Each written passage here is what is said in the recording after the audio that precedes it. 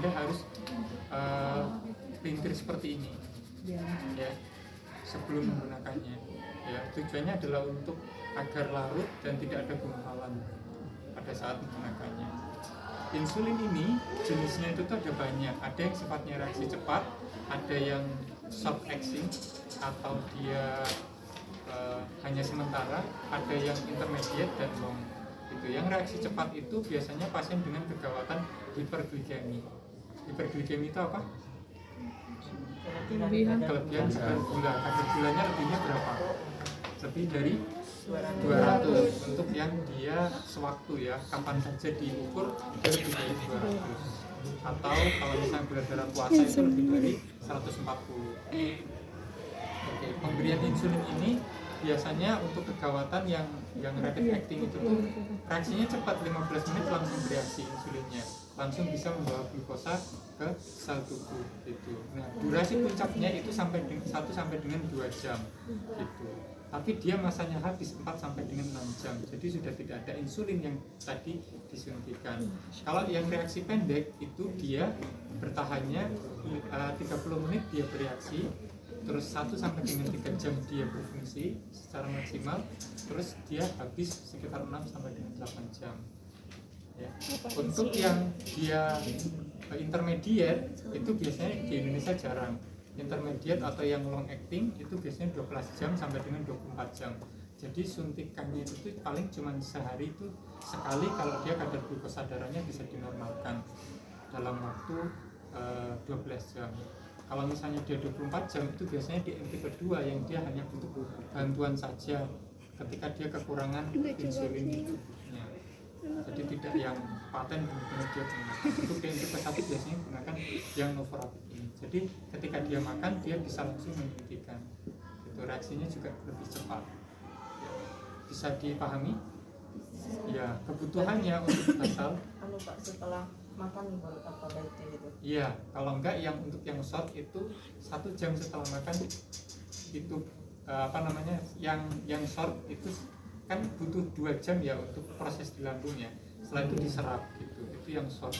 Yang untuk rapid itu kapan saja bisa langsung. Gitu. Reaksinya langsung 15 menit langsung bereaksi dia. Yang rapid acting ya.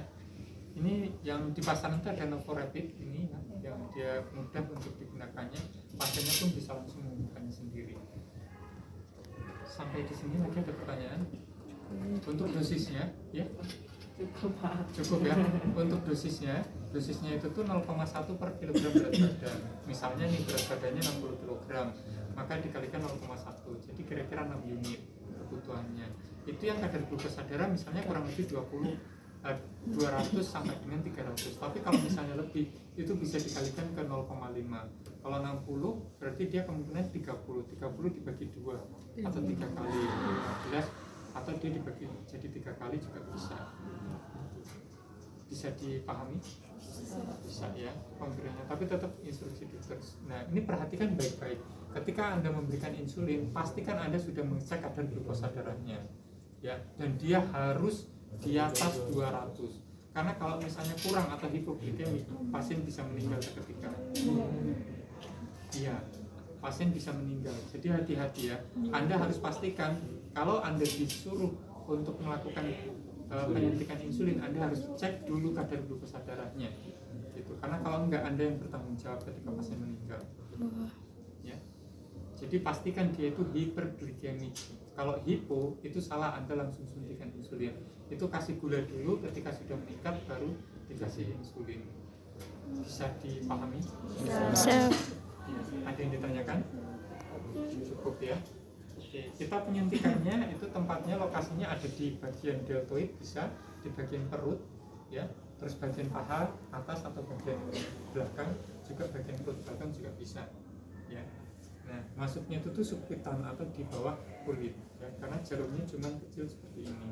Untuk kita berganti pasien ini bisa diganti jarumnya.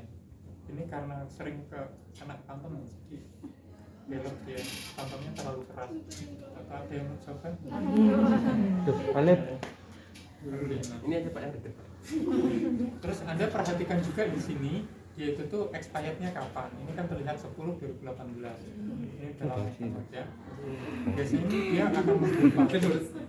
Ya, kalian harus lihat expirednya kapan. Ketika Anda mau memberikan insulin, Anda harus lihat di ampul juga ada kadar kapan expirednya. Kalian harus pokoknya sering lah kalian mau beli apa-apa tuh dilihat expirednya kapan ya, tidak hanya halal haramnya saja ya.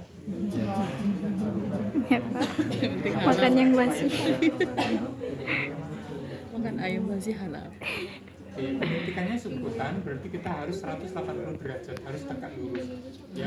180 Terus, ketika derajat. pasiennya kurus kita harus cubit ya. Ketika pasiennya kurus kita harus cubit. Tapi kalau gemuk kita harus teregangkan ya. Bisa dipahami? Bisa. Saya komunikasi ke pasien sebelumnya catatan perawatan medis pasien di tipe 1 ya mungkin ya, terus dilihat kadar glukosa darahnya berapa, sekitar 250, dan badannya berapa, 60 kg, berarti dia membutuhkan 6 unit. Kalian siapkan 6 unit ya. Ini cara memutarnya seperti ini ya, insulinnya 6 unit. Nah, dipaskan di garis 6 unit ya. Ini udah untuk memutarnya. Kalau cepat ya tinggal ditarik saja. Iya kelihatan. Terus Anda siapkan, Anda komunikasi ke pasien, jaga privasi, penelitian diri, tanya nama. Tujuannya adalah untuk membantu proses metabolisme tubuh ya, karena pasien ini menderita hiperglikemik. Pada pasien DM pasca makan tadi 2 jam yang lalu, maka saya akan berikan insulin dalam bentuk rapid acting dengan jumlah 6 unit. Tanyakan berat badannya 60 kg, maka kebutuhannya 6 unit. Kontrak waktu paling kurang lebih 5 menit penyuntikannya ya. Setelah itu kita tanyakan letak lokasi yang sebelumnya dilakukan penyuntikan gitu. Biasanya sehari itu bisa 2 kali atau sekali gitu ya. Jadi pasti dia masih ingat kapan terakhir menyuntikannya. Misalnya di perut, kalian harus berikan jarak 1 sampai dengan 2 cm, jangan di tempat yang sama. Kalau di tempat yang sama itu akan menyebabkan resistensi kedua atau penebalan pada kulitnya. Jadi kalian harus beri jarak gitu. Ya. Setelah itu kita sudah putuskan bahwasanya pemberian insulin di bagian perut ya, di lokasi penyuntikan yang pertama selisih 2 cm ya. Terus kita bisa basahi dulu dengan menggunakan HCl atau dengan alkohol juga ya, boleh lah, nggak apa-apa untuk membasahi antiseptik ya. Tapi alkohol sebenarnya sudah tidak begitu disarankan untuk membersihkan ya. Kita bersihkan sekali usap saja, terus kita persiapkan, perhatikan bahwasanya kita sudah memberikan 6 unit ya. Kita nanti tinggal letakkan saja di bagian atasnya. Sebelumnya pastikan pasien ini gemuk atau kurus. Kalau misalnya kurus tadi diapakan? Dicubit. Kalau gemuk Direnggangkan. misalnya pasiennya gemuk ya, direnggangkan seperti ini. Nah, kita pastikan 180 derajat posisinya ya, jadi tegak lurus. Setelah itu Anda tinggal ini, maaf ya, saya ditekan ya sampai bunyi ya, sampai dengan habis benar-benar nggak bunyi lagi. Tunggu sebentar. Nah, dicabutnya juga pelan-pelan saja ya, dicabut. Ini kalau saya tekan apa yang jarinya, karena ini terlalu keras ya. Oke. Nah, setelah itu Anda boleh usap, tapi tidak boleh ditekan atau penekanan terlalu khusus ya, hanya diusap saja. Nah, ini kenapa ditunggu beberapa menit pada saat kita menyuntikannya? Khawatirnya masih ada insulin yang biasanya di ujung jarum itu menetes itu ketika kita cabut. Jadi pastikan bahwasanya ketika kita mencabut sudah tidak ada insulin yang menetes, sisa insulin. Ya, selanjutnya terminasi, untuk komunikasikan kepada pasien untuk tetap sama menjaga pola makannya ya, edukasinya. Terus Anda pastikan bahwasannya konsumsi makanan hindari yang konsumsi gula yang sederhana, manis-manis, terus makanannya harus diatur pola makannya, terus nanti diatur jadwalnya. Ini kan habisnya tadi berapa yang untuk short acting? 8 jam berikutnya, nanti setelah Anda makan akan disuntikan lagi. Oke, terminasi. Setelah terminasi, dokumentasinya, diagnosa perawatannya kira-kira apa ini? Diagnosanya di STK, di hiperglikemi ya. Hiperglikemi berhubungan dengan apa? Resistensi insulin atau komunikasi PDN. Terus shocknya, subjektifnya pasien merasa mungkin haus dan lapar padahal baru makan gitu kan, masih merasa haus dan lapar. Objektifnya pasien di objektifnya itu ini pemberian insulinnya ya, insulinnya diberikan misalnya nolporapid dengan jumlah 6 unit itu sesuai dengan kebutuhan dari berat badannya dikalikan 0,1 diberikan jam berapa itu harus tepat waktunya, dan kadar glukosa darahnya berapa itu harus dicatat 250 pada saat itu, karena nanti 8 jam berikutnya akan dicek lagi berapa ya. Terus asesmennya masalah pasien teratasi, kadar glukosa darahnya mungkin nanti akan normal gitu. Planningnya, rencana berikutnya pemberian insulin teratur sesuai dengan jadwal pola makan. Oke, mungkin itu ada yang ditanyakan.